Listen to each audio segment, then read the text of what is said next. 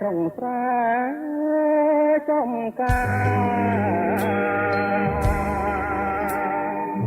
យំខែភ្លឺថ្លាមកសបាយ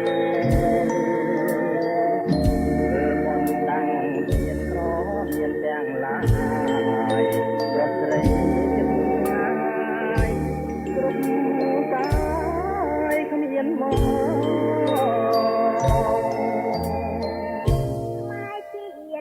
ជានាំគ្នារួមរងក្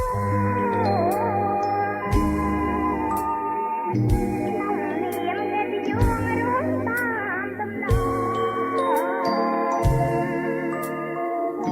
វល់ញាតញ៉ាយចិត្តស្គាល់មិនអូនបងចិត្តខ្មែរមិនស្គាល់រំលងខំចាំ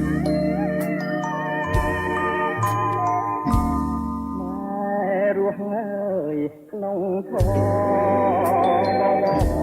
បាត់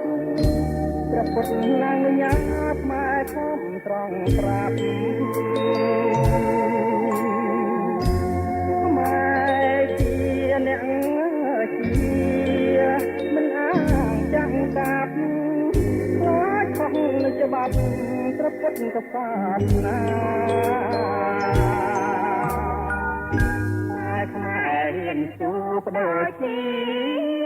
ការពីបើកិនទួងមាចាំពីប្រមាចាំងរំចិត្តនៃបំបត្តិសាសនា